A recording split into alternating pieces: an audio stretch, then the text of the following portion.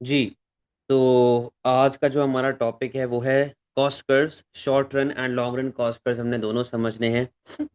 अच्छा, ये एक ऐसा टॉपिक है जिसमें स्टूडेंट्स बहुत ही ज़्यादा डिफ़िकल्टी फेस करते हैं। हद से ज़्यादा डिफ़िकल्टी फेस करते हैं, मतलब उनको याद नहीं रहते कि जो कर्व है वो किस डिज़ाइन का बनेगा, कैसे बनेगा, क्या होगा। प्लस दूसरा मसला जो यहाँ पर आता है वो ये है कि कॉस्ट कर्व्स आपके through out till the end of market structure यही कॉस्ट कर्व चलते रहेंगे। तो उसको भी ज़रा समझना है। और कॉस्ट कर्व्स की अंडरस्टैंडिंग आपको बहुत अच्छी होनी चाहिए, क्योंकि अगर कॉस्ट कर्व की अंडरस्टैंडिंग सही नहीं है तो आपके मार्केट स्ट्रक्चर की डायग्राम हमेशा गलत बनेगी, कभी सही नहीं बन पाएगी। अच्छा देखिए, पहले तो आपको मैं basic short run long run का डिफरेंस मैंने पहले भी बहुत मरतबा बताया है, वापस से एक चीज़ बता रहा हूँ, हाईलाइट कर रहा हूँ कि ये बात आपको पता होनी चाहिए कि शॉर्ट रन में आपके पास लैंड और कैपिटल फिक्स्ड होता है जबकि लेबर वेरिएबल होता है। तो अगर आपके पास लैंड और कैपिटल फिक्स्ड है और लेबर वेरिएबल है, इसका मतलब ये है कि शॉर्ट रन में आपके पास फिक्स्ड कॉस्ट और वेरिएबल कॉस्ट दोनों आ रही, फिक्स्ड कॉस्ट और वेरिएबल कॉस्ट दोनों आ रही है। जबकि लॉन्ग रन में आपके सारे एफओपीज वेरिएबल हैं। तो आपके पास लॉन्ग रन में पूरी की पूरी कॉस्ट सिर्फ वेरिएबल होगी, फिक्स कॉस्ट नहीं होगी। ये बात अपने जहनों में बिठा लो कि शॉर्ट रन में फिक्स और वेरिएबल कॉस्ट दोनों होती है, लॉन्ग रन में आपके पास सिर्फ और सिर्फ वेरिएबल कॉस्ट होगी। ये चीज प्रॉपर तरीके से इसको समझ लें, ठीक है। अच्छा, कॉस्ट क्या क्या होती है, कितनी तरह की होती है। अब ये बिल्कुल ओ लेवल वाली बच्चों वाली डेफिनेशंस हैं कि फिक्स कॉस्ट वो कॉस्ट होती है that does not change with the level of output, it is not does not very with the level of output. Example rent, मानी कि आप भले दुकान पे जाओ ना जाओ, आप काम करो ना करो, यू हैव टू पे योर रेंट, राइट। तो वो रेंट आपने पे करना है और वो आपका फिक्स्ड ही रहेगा। अब एवरेज फिक्स कॉस्ट क्या होती है? देखो, एवरेज निकालने का एक बड़ा सिंपल सा तरीका है, और रट्टे मारने की जरूरत नहीं है, बहुत ही सिंपल सा तरीका है। जैसे यहाँ पे लिखा हुआ है एवरेज फिक्स कॉस्ट, ठीक है। तो जो चीज एवरेज के साथ लिखी हुई है ना, उसको बस आउटपुट से डिवाइड कर दो या नंबर ऑफ यूनिट से डिवाइड कर दे, बस एवरेज निकल आएगी। तो अगर टोटल फिक्स कॉस्ट होती है कि जो आपका माहाना रेंट है, एवरेज फिक्स कॉस्ट क्या होगी? Total fix cost divide by output produced या नंबर ऑफ यूनिट, सही है। वेरिएबल कॉस्ट डायरेक्ट कॉस्ट होती है, आपकी मटेरियल कॉस्ट हो गई, आपकी लेबर कॉस्ट हो गई, और इसके अलावा जो आपके जनरल डायरेक्ट कॉस्ट लग रही होती है वो सब की सब वेरिएबल होती है। It changes with the level of output, जाहिर सी बात है जितना आउटपुट प्रोड्यूस करोगे उस हिसाब से यू हैव टू पे your cost. Average variable cost कैसे निकलता है? Total variable cost over quantity, जैसे कि मैंने आपको बताया था, जो चीज़ साथ में लिखी हुई है उसको आउटपुट से डिवाइड कर दे। मार्जिनल कॉस्ट, हर एडिशनल यूनिट प्रोड्यूस करने की एडिशनल कॉस्ट, ये मार्जिनल कॉस्ट होती है, ठीक है। तो इसका भी फॉर्मूला क्या है? Change in total cost over change in quantity produced. Total cost यानी कि जितना आपको टोटल खर्चा पड़ रहा है, तो उसका फॉर्मूला होता है total variable cost plus total fix cost. और एवरेज कॉस्ट कैसे निकलती है? Total cost over quantity. ये बच्चों वाली कहानी है। तो अभी के लिए हम लोग फोकस करेंगे शॉर्ट रन कॉस्ट कर्व्स पे, ठीक है। तो अब जरा यहाँ पर देखो, पहले मैं जरा आप लोगों को ये समझा दूं कि आप लोगों ने ओ लेवल में किस तरीके से अपने कॉस्ट कर्व्स पढ़े थे। अच्छा, फिक्स कॉस्ट की बात करते हैं। मेरी एग्जांपल थ्रू आउट सेम रहेगी, ठीक है। फिक्स कॉस्ट की बात करते हैं। लेट से मेरा महीने का रेंट है 1000, 1000 रुपया मेरा महीने का रेंट है। तो ये लेवल ऑफ आउटपुट के हिसाब से चेंज नहीं होगा, तो मेरा तो यही रेंट चलता रहेगा। अब ये देखो जरा, यहाँ पे आ गई फिक्स कॉस्ट, यहाँ पे आ गई क्वांटिटी।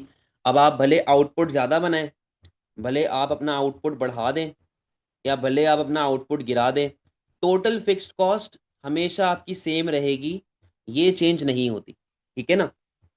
तो भाई मेरा रेंट है 1000 रुपये का, तो वो कुछ यूं बन रहा होगा, ठीक है।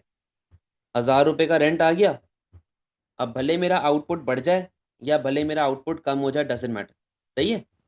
ये फिक्स कॉस्ट आ गई आप। ये मैं ओ लेवल का बता रहा हूँ, लिख देता हूँ ऊपर कि ओ लेवल में ये हिसाब किताब आप लोग इस तरीके से पढ़ते थे, ठीक है। तो आपके पास रेंट आ गया 1000 रुपये का, जो आपके पास थ्रू आउट फिक्स चल रहा है, ठीक है। अच्छा, अब आगे बात करते हैं। अब बात कर लेते हैं जरा वेरिएबल कॉस्ट की। वेरिएबल कॉस्ट की एग्जांपल ऐसे लेके चलो कि भाई लेट से मैं इस पेंसिल को बनाता हूँ, मैं ये पेंसिल बनाता हूँ, और ये पेंसिल बनाने में जो मुझे डायरेक्ट कॉस्ट पड़ रही है यानी कि मटेरियल, लेबर और जो बेसिक चीज़ें हैं, वो लेट से मुझे पड़ती हैं 10 रुपए की। सही है। तो बेटा अगर मैं एक पेंसिल बनाऊंगा तो मेरी वेरिएबल कॉस्ट कितनी आ गई? 10। ठीक है। अगर मैं 10 पेंसिल बनाऊंगा तो वेरिएबल कॉस्ट कितनी आ गई? 100। ठीक है। अगर मैं 100 पेंसिल बनाऊंगा तो वेरिएबल कॉस्ट कितनी आ गई मेरे पास? 1000। कहने का मकसद क्या है कि जैसे जैसे मेरा आउटपुट बढ़ता रहेगा, जैसे जैसे मेरा आउटपुट बढ़ता रहेगा, वैसे वैसे मेरी टोटल वेरिएबल कॉस्ट भी क्या होती रहेगी भाई? बढ़ती रहेगी। तो जरा टोटल वेरिएबल कॉस्ट की डायग्राम बना लेते हैं यहाँ पे। Variable cost, quantity. अच्छा, वेरिएबल कॉस्ट का रिलेशनशिप तो अपवर्ड स्लोपिंग है, बट वेरिएबल कॉस्ट हमेशा स्टार्ट होती है अपने ओरिजिन से। क्यों? रीजन इसके पीछे ये है कि बेटा अगर मैं 0 पेंसिल बनाऊंगा तो मेरी वेरिएबल कॉस्ट कितनी पड़ गई? 0। यानी कि जितने से मेरा आउटपुट बढ़ेगा इक्वल अमाउंट से मेरी वेरिएबल कॉस्ट भी बढ़ेगी। तो रिलेशनशिप पॉजिटिव तो है but at the same time equal भी है। समझे? इसीलिए वेरिएबल कॉस्ट कहां से स्टार्ट हो रही है? आपकी ओरिजिन से। अब टोटल कॉस्ट की डायग्राम देखना। यहां पे डॉलर्स आ गए, यहां पे आपके पास क्वांटिटी आ गई। सही है। आपकी वेरिएबल कॉस्ट ऐसे अपवर्ड स्लोपिंग जा रही है, वेरिएबल कॉस्ट कॉस्ट ऐसे अपवर्ड स्लोपिंग जा रही है। आपकी फिक्स कॉस्ट ऊपर से स्टार्ट हो रही है, यानी कि जो आपका रेंट है, जो आपने पे करना ही करना है, भले कुछ भी हो जाए, तो ये आपका रेंट ऊपर से स्टार्ट हो रहा है, जो लेट से कितना है? जो लेट से 1000 रुपए का है। ठीक है। 1000 रुपए का आपका रेंट है, जो कि ओरिजिन से ऊपर से थोड़ा सा स्टार्ट हो गया। टोटल कॉस्ट क्या होती है? Total cost, total cost is equals to fixed cost plus variable cost. ठीक है। अगर मैं आपसे कहूं कि यार मुझे 10 पेंसिल की टोटल कॉस्ट निकाल के बता दो, 10 पेंसिल की टोटल कॉस्ट निकाल के बता दो, कैसे निकालोगे? Fix cost plus variable cost. Rent कितना है? 1000। वेरिएबल कॉस्ट क्या है? $10 पर पेंसिल। तो भाई आपको 10 रुपया पड़ रहा है 10 पेंसिलों के हिसाब से, कितना हो गया? टोटल कॉस्ट आ गई आपकी 1100। मैं कहता हूं चलो मुझे 20 पेंसिल की निकाल के बताओ, कैसे निकलेगी?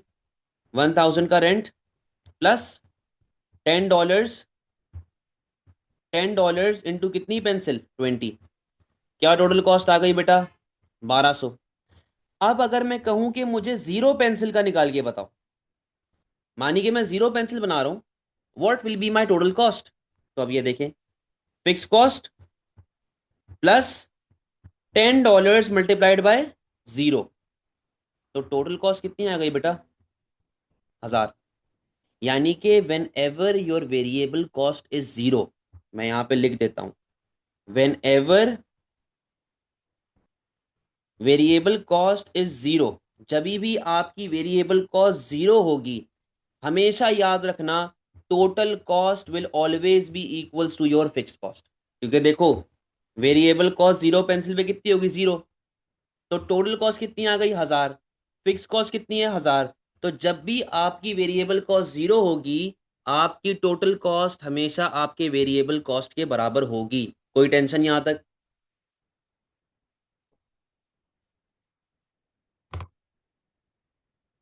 कोई टेंशन?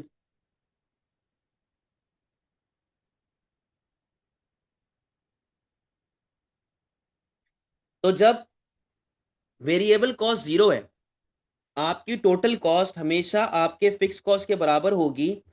इसी रीजन की वजह से आपकी टोटल कॉस्ट हमेशा ऊपर से बनती है, जहां से आपकी फिक्स कॉस्ट स्टार्ट होती है, और टोटल कॉस्ट आपकी यूं जाती है ऊपर। ठीक है।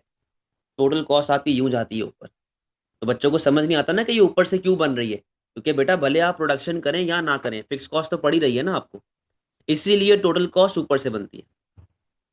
अच्छा, what is the gap between total cost and variable cost? भाई टोटल कॉस्ट और वेरिएबल कॉस्ट के बीच का जो गैप है, ये गैप क्या कहलाया जाएगा? बेटा ये गैप है फिक्स कॉस्ट का गैप। किसका गैप है? फिक्स कॉस्ट का गैप। ठीक है, फिक्स कॉस्ट का गैप। अगर फॉर्मूले के हिसाब से भी देखे जाए, देखें अगर, तो इसको अगर मैं उठा के यहाँ पर ले आऊँ, तो total cost minus variable cost is equal to fix cost. ठीक है, लेकिन ये पूरा कॉन्सेप्ट मैंने आपको कौन सा बताया है? ओ लेवल का, ये A2 का नहीं है। ठीक है, 2 मिनट रुकना जरा।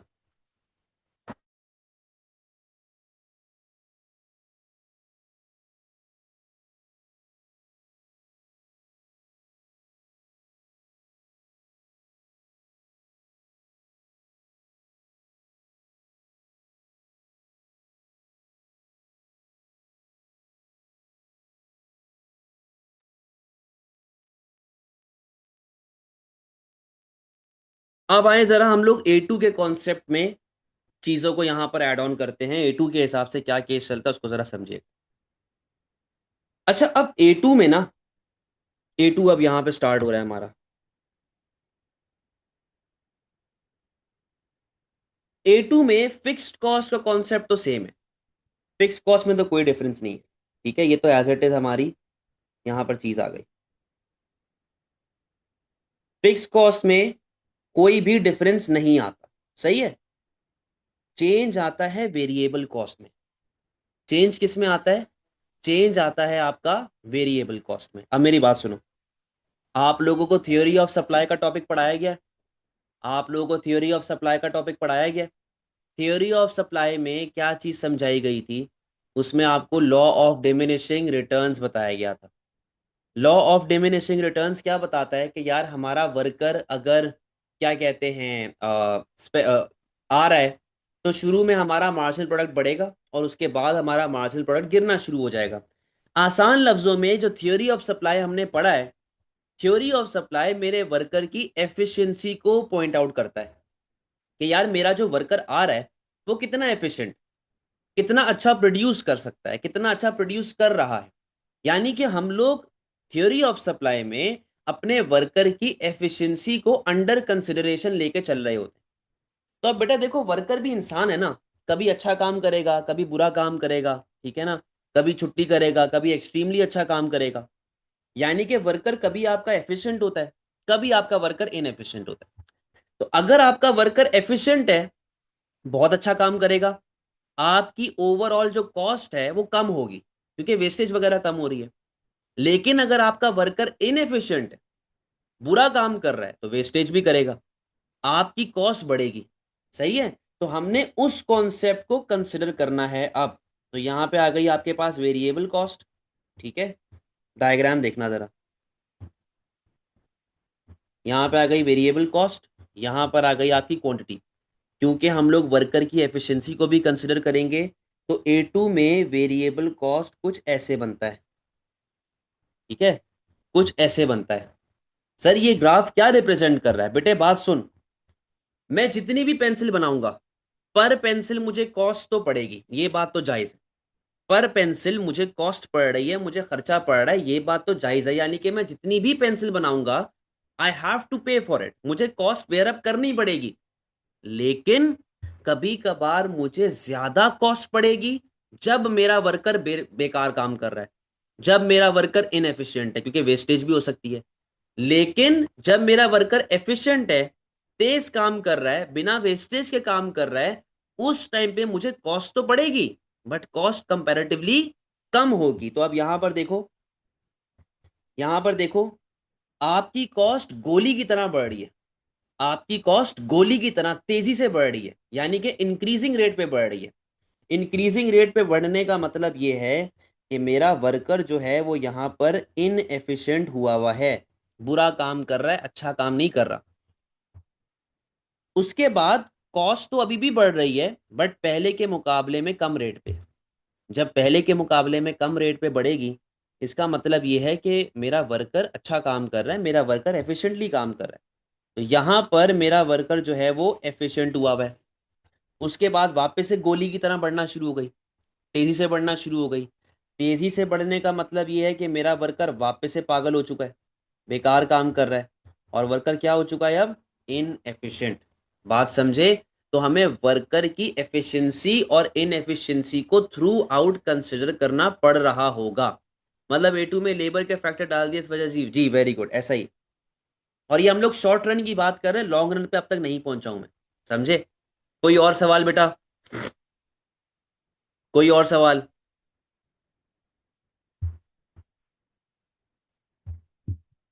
Very good. अब इन दोनों कर्व्स को ऐड अप करके, इन दोनों कर्व्स को ऐड अप करके हमारे पास टोटल कॉस्ट बनेगा। अब आए जरा टोटल कॉस्ट बना लेते हैं।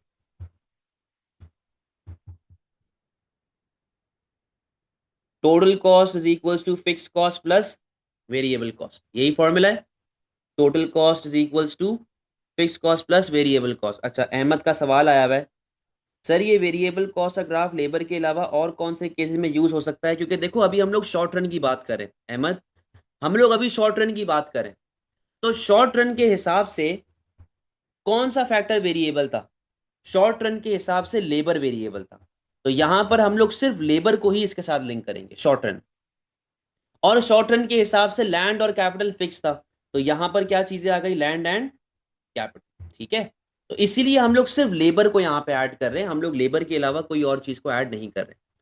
सर अगर वर्कर पहले फेज में एफिशिएंट हो तो ग्राफ चेंज नहीं हो जाएगा? होगा, बट देखो क्योंकि हमें तो एक हर चीज शो करनी है ना, हमें तो सारे इवेंट शो करने हैं। और अगर आपको मार्जिनल प्रोडक्टिविटी ऑफ लेबर का ग्राफ याद हो, एमपी वाला, एमपी यू बनता है, एमपी यू बन रहा है, यानी कि ये वाले वर्कर की प्रोडक्टिविटी ज्यादा है as compared to this worker and this worker. ठीक है, तो यहां पर वर्कर इनएफिशिएंट होगा, फिर वो एफिशिएंट हो गया और फिर वापस से इनएफिशिएंसी पे जाना शुरू हो गया। समझे दाऊद? अहमद आप समझ गए?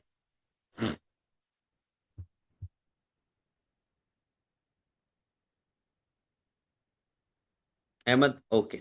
चलो, अब टोटल कॉस्ट की डायग्राम देखो जरा। टोटल कॉस्ट पे क्या हो रहा है बेटा? बात सुनो, ये देखो, यहां पर आ गई आपके पास कॉस्ट या डॉलर, जो लिखना चाहो। यहां पे आ गई क्वांटिटी। अच्छा, अब आपकी वेरिएबल कॉस्ट कैसे बन रही है? वो कुछ ऐसे बन रही है। ठीक है, ये आ गई आपकी वेरिएबल कॉस्ट।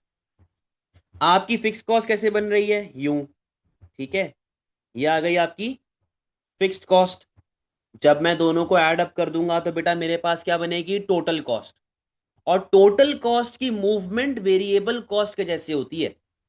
वेरिएबल कॉस्ट देखो अपवर्ड है, तो टोटल की भी मूवमेंट कैसी होगी? अपवर्ड। तो यहां पर भी टोटल कॉस्ट किसको फॉलो करेगा? वेरिएबल कॉस्ट को, कुछ ऐसे। ठीक है, ये बन गई आपके पास टोटल कॉस्ट। अब जिस तरह पीछे हमने पढ़ा था कि gap between total cost and variable cost is fix cost, same चीज यहां पे चल रही है। Gap between total cost and variable cost is the gap of fix cost. कोई टेंशन भाई? कोई मसला?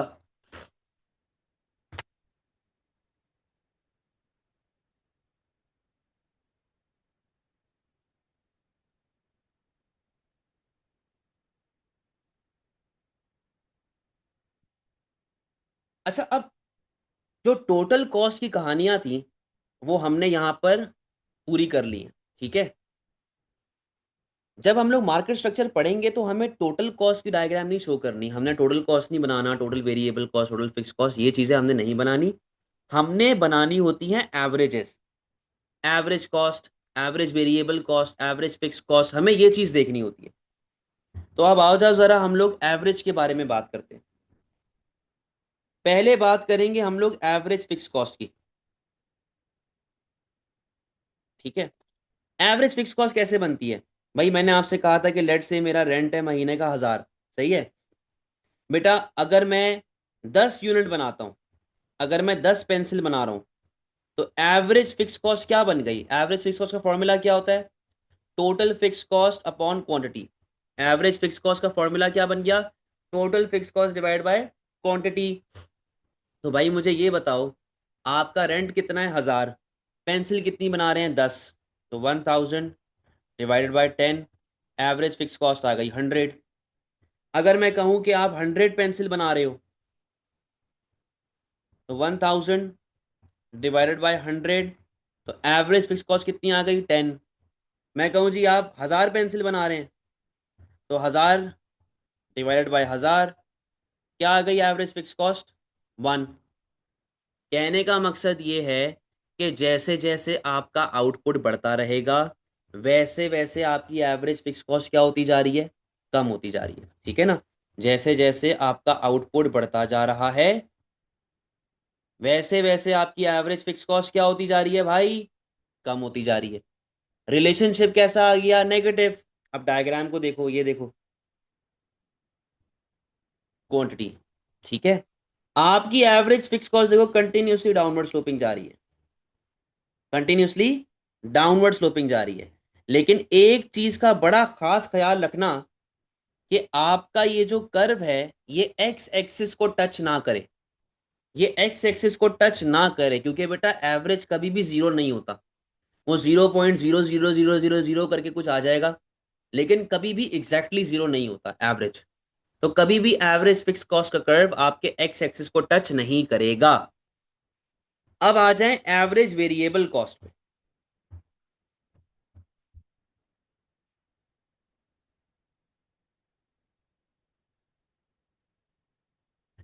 देखो भाई बात यह है कि अगर मैं पीछे डायग्राम के साथ लिंक करूं टोटल वेरिएबल कॉस्ट को, टोटल वेरिएबल कॉस्ट में हमारे वर्कर की एफिशिएंसी और इनएफिशिएंसी दोनों को अंडर कंसिडरेशन लेके जाया जा रहा है, सही है ना। तो मैं अगर कोई ऐसा कर्व बनाऊंगा, मैं कोई ऐसा कर्व बनाऊंगा कि जहां पर वर्कर एफिशिएंट और इनएफिशिएंट दोनों तरीके से नजर आए, तो मुझे उस अपने ग्राफ का एक पोर्शन दिखाना है जहां पर वो एफिशिएंट है और दूसरा पोर्शन दिखाना है जहां पर वो इनएफिशिएंट है, ठीक है। अकॉर्डिंग टू दिस डायग्राम पहले मैं इनएफिशिएंसी से एफिशिएंसी की तरफ जा रहा हूं, यानी कि यहां पर मेरी कॉस्ट कम हो रही होगी, और फिर मैं एफिशिएंसी से इनएफिशिएंसी की तरफ जा रहा हूं, यानी कि यहां पर मेरी कॉस्ट बढ़ रही होगी। तो बेटा जब मैं इन दोनों को ऐड अप कर दूंगा लाइंस को, तो देखो यहां पर एफिशिएंट हो गए आप यहां तक, और फिर आप क्या हो गए, इनएफिशिएंट। तो एवरेज वेरिएबल कॉस्ट का कर्व आपके पास ऐसा एक यू शेप्ड कर्व बनता है। एवरेज वेरिएबल कॉस्ट का कर्व आपके पास एक यू शेप्ड कर्व बनता है, जहां पर आप पहले इनएफिशिएंसी से एफिशिएंसी पे आए और फिर फिर एफिशिएंसी से इनएफिशिएंसी पे जाना शुरू हो गए। एवरेज वेरिएबल कॉस्ट, पहले आप इनएफिशिएंसी से एफिशिएंसी पे आ रहे हो तो पर यूनिट कॉस्ट कम हो रही है, एवरेज कम हो रहा है, और फिर आप एफिशिएंसी से इनएफिशिएंसी पे जाना शुरू हो गए तो पर यूनिट कॉस्ट आपकी बढ़ना शुरू हो गई। कोई सवाल, कोई सवाल। अच्छा, अगर किसी बच्चे को मेरी बात पे भरोसा नहीं है तो नोट्स में आपके लिए ये मैंने एक टेबल डाला हुआ है, ये देखो ये टेबल है नोट्स में। एक ग्राफ पेपर खरीदो, उस पे प्लॉट कर लो, यही डायग्राम यही शेप बन रहा होगा, सही है। कोई सवाल बेटा,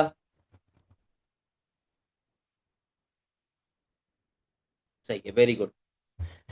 अच्छा अब देखो जैसे total cost total variable cost को फॉलो कर रहा है, उसके शेप को फॉलो कर रहा है, तो जाहिर सी बात है कि जो आपकी एवरेज कॉस्ट है वो भी आपके एवरेज वेरिएबल कॉस्ट के शेप को फॉलो करेगा। कैसे फॉलो करेगा, ये देखो, ये देखो अब मैं टोटल कॉस्ट बना रहा हूँ और बड़ा खतरनाक कॉन्सेप्ट आने वाला है यहाँ पर। डॉलर्स आ गए, क्वांटिटी आ गई, ठीक है। अच्छा अब ये देखना, ये आ रही है आपकी एवरेज फिक्स कॉस्ट, ठीक है, ये आ रही है आपकी average fix cost. Sir can you tell why the shift from inefficiency to efficiency, possible reasons. बेटा मैंने थ्योरी ऑफ सप्लाई पढ़ाया था, आप थ्योरी ऑफ सप्लाई वाली क्लास में थे।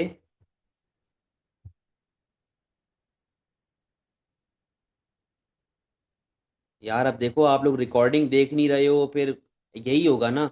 थ्योरी ऑफ सप्लाई में थ्योरी ऑफ सप्लाई में मैंने बताया था कि हमारा वर्कर जो इस तरह समझ लो, जो सेकंड वर्कर है वो एफिशिएंट है, फिर रिकॉर्डिंग देखना समझ जाओगे। जो सेकंड वर्कर मैंने हायर किया है वो एफिशिएंट है, फर्स्ट वर्कर इतना एफिशिएंट नहीं था, सेकंड वाला कंपैरेटिवली ज्यादा एफिशिएंट है, तो अगर वो एफिशिएंट होगा तो कॉस्ट कम करेगा। तीसरा वर्कर, चौथा वर्कर, पांचवा वर्कर, ये इनएफिशिएंसी क्रिएट कर रहे हैं क्योंकि मैं एक्स्ट्रा वर्कर हायर किए जा रहा हूं और अब उनको संभालना मुश्किल हो गया, ठीक है।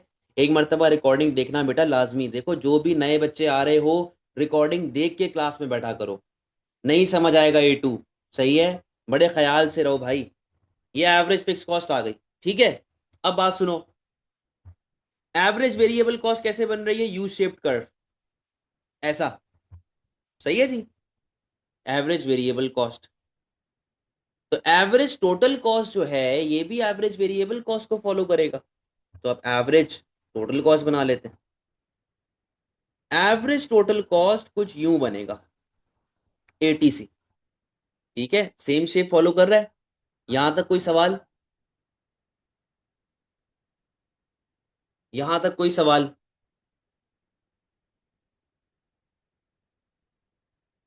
अब सवाल मेरा है आप लोगों से। सवाल ये है कि टोटल कॉस्ट और फिक्स कॉस्ट का जो गैप होता है ये थ्रू आउट सेम रह रहा है। देखो हर जगह पे सेम है, कांस्टेंट है, ये चेंज नहीं हो रहा।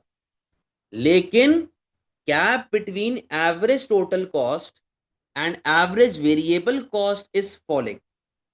Gap between average total cost and average variable cost is falling. सवाल मेरा है क्यों? ये गैप क्यों छोटा होता जा रहा है, ये सवाल है मेरा।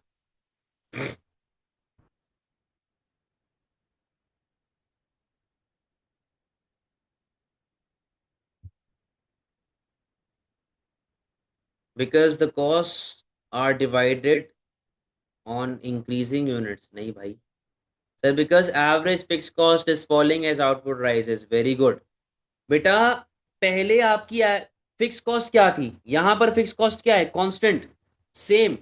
हम टोटल फिक्स कॉस्ट की बात कर रहे हैं। यू हैव टू पे योर रेंट, अगर आप काम करो ना करो आपकी मर्जी है, बट यू हैव टू पे योर रेंट। ठीक है। और गैप बिटवीन टोटल कॉस्ट और वेरिएबल कॉस्ट क्या है? Fixed cost. यहां पर gap between average total cost and average variable cost क्या होगा बेटा? Average fix cost. और एवरेज फिक्स कॉस्ट कंटिन्यूसली क्या हो रहा है? एवरेज फिक्स कॉस्ट कंटिन्यूसली गिर रहा है। एवरेज फिक्स कॉस्ट कंटिन्यूसली गिर रहा है। तो जब एवरेज फिक्स कॉस्ट कंटिन्यूसली गिरेगा और गैप बिटवीन एटीसी और एवीसी एवरेज फिक्स कॉस्ट का गैप होता है, तो बेटा ये गैप भी तो कंटिन्यूसली कम होगा कि नहीं? गैप भी तो कम होगा ना। तो जब ये एवरेज फिक्स कॉस्ट ही गिरता जा रहा है तो गैप भी कम होगा। समझ रहे हैं बेटा? ये इतनी छोटी छोटी बारीकियां होती हैं आपके आंसर में, आपकी डायग्राम में, जो आपके मार्क्स खा जाती है। ठीक है, ये बहुत छोटी छोटी बारीकियां होती हैं, इनको कभी भी इग्नोर मत करना। समझ गए बात को? क्लियर है एवरेज का कॉन्सेप्ट?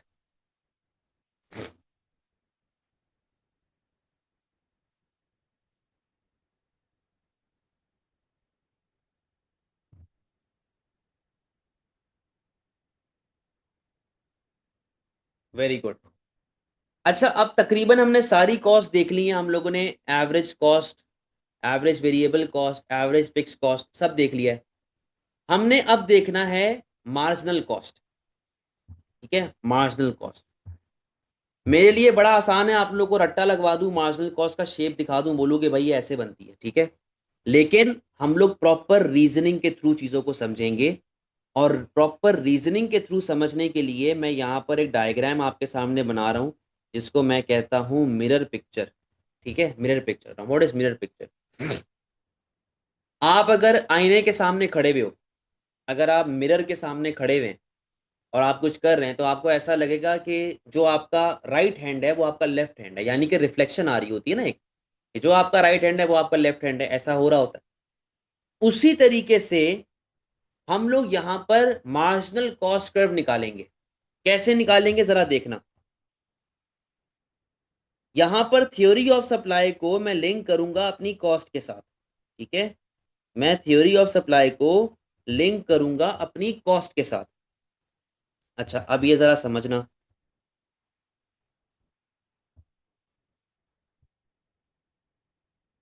यहां पर आया आपके पास marginal product, average product of labour, और यहां पे आ गई क्वांटिटी ऑफ लेबर। ये ऊपर जो मैं पोर्शन बनाऊंगा ये लॉ ऑफ डिमिनिशिंग रिटर्न्स या लॉ ऑफ वेरिएबल प्रोपोर्शंस का बनाऊंगा।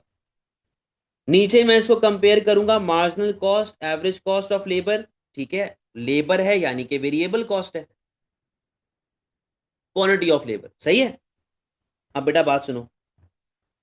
थ्योरी ऑफ सप्लाई के हिसाब से आपकी मार्जिनल प्रोडक्ट कैसे बनती है? पहले वो बढ़ती है और फिर वो फॉल होती है, ऐसा ही है। आपका मार्जिनल प्रोडक्ट पहले बढ़ता है और फिर वो फॉल होता है। और अगर एवरेज की बात करें, एवरेज पहले बढ़ेगा, फिर कांस्टेंट होगा, फिर जैसे ही टकराएगा तो फॉल होना शुरू हो जाएगा। ऐसे ही पढ़ा है ना भाई, ऐसे ही पढ़ा है ना, इसमें तो कोई टेंशन नहीं है कि आपका एवरेज पहले बढ़ेगा, फिर वो कांस्टेंट होगा, और फिर जैसे ही टकराएगा फॉल होना शुरू हो जाएगा। ठीक है। अब बेटा समझो, एक चीज समझना, ये जो लाइन है ना, इसको ऐसे समझो कि ये एक मिरर है, एक आईना है, एक शीशा है। ठीक है। तो अगर मैं इस डायग्राम के बीच में एक शीशा रख दूं, एक आईना रख दूं, तो ये बिल्कुल एक रिफ्लेक्शन उलट बन के नीचे आ जाएगी, बिल्कुल एक रिफ्लेक्शन उलट बन के नीचे आ जाएगी। अब बेटा मेरी बात सुन, मार्जिनल प्रोडक्ट आपका यहां पर हाईएस्ट है, एवरेज प्रोडक्ट आपका यहां पर हाईएस्ट है। मैं मार्जिनल प्रोडक्ट को मार्जिनल कॉस्ट के साथ कंपेयर करूंगा, एवरेज प्रोडक्ट को एवरेज कॉस्ट के साथ कंपेयर करूंगा। बात सुनना बेटा, मार्जिनल प्रोडक्ट बढ़ रहा है, जब मार्जिनल प्रोडक्ट बढ़ेगा इसका मतलब है वर्कर अच्छा काम कर रहा है, यानी कि आपकी मार्जिनल कॉस्ट क्या हो रही होगी, कम हो रही होगी।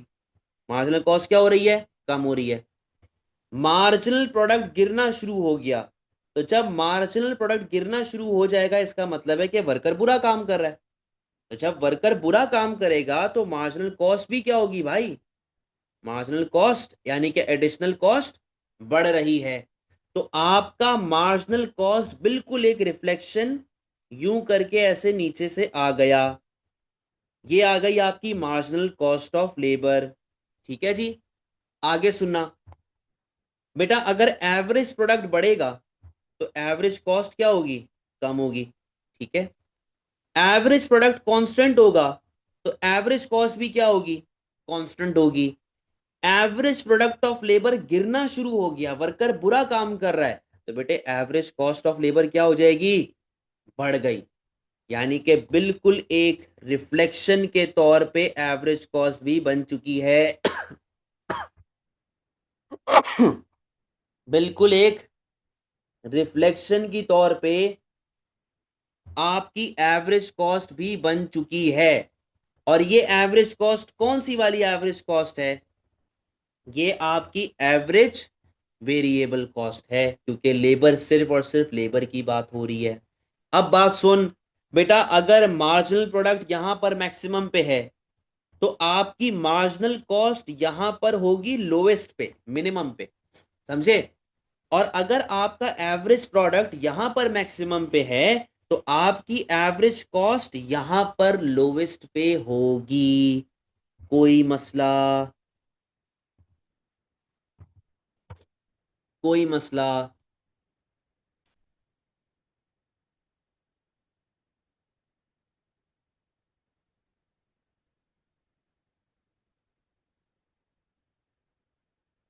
कोई मसले वाली बात भाई।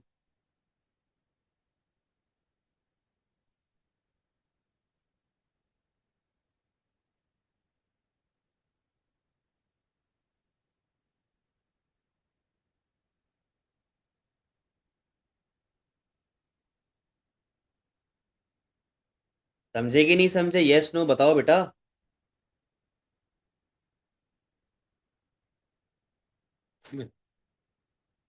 तो अब मैं सारी कर्व्स को एक साथ जरा बना के दिखाता हूं कि हम लोग कैसे बना रहे होंगे, कैसे बना रहे होंगे, जरा ये देखिएगा।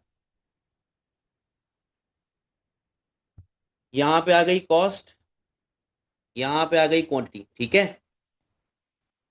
ये आ गई आपकी मार्जिनल कॉस्ट।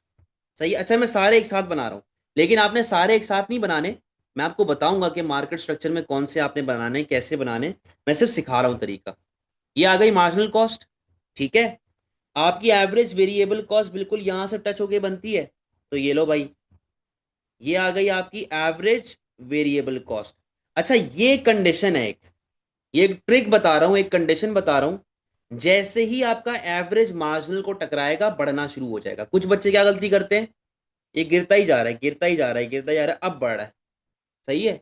या फिर बच्चे क्या गलती करेंगे, ये अभी से बढ़ना शुरू हो जाएगा। ऐसा नहीं है, गलत तरीका है। जब वो इसको टकराएगा उसके बाद बढ़ना शुरू होगा, ये ट्रिक है, यही याद रखना हमेशा। ठीक है। अच्छा ये आ गई आपकी एवरेज वेरिएबल कॉस्ट। ठीक है। ये आ गई आपकी एवरेज वेरिएबल कॉस्ट। सही है। अच्छा भाई, एवरेज फिक्स कॉस्ट कैसे बनती है, एवरेज फिक्स कॉस्ट यूं बनती है आपकी, जो कंटिन्यूसली फॉल होती जा रही है। ये आपकी आ चुकी है एवरेज फिक्स कॉस्ट। ठीक है, AFC, average fix cost. Sir average total cost कैसे बनेगी? बेटा एवरेज टोटल कॉस्ट को देखना जरा, ये देखो जरा। एवरेज टोटल कॉस्ट बिल्कुल अपने एवरेज वेरिएबल कॉस्ट को फॉलो करता है। तो ये देखो भाई, यू शेप ही बनेगा, but you have to make sure कि gap between average variable cost and average total cost कम होता रहे। कोई टेंशन बेटा? कोई परेशानी?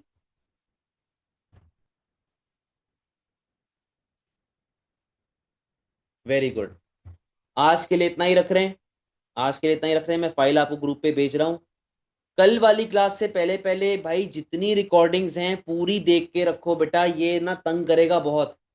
और जो बच्चे रेगुलरली पढ़ते हुए आ रहे हैं शुरू से, इकोनॉमीज एंड डिस इकोनॉमीज की थ्योरी जो कॉन्सेप्ट हमने पढ़ा था उसको रिवाइज करके रखें, उसको गो थ्रू करके रखें, क्योंकि कल हमने उसकी डायग्राम्स बनानी है। ठीक है, जा सकते हैं। अल्लाह हाफिज।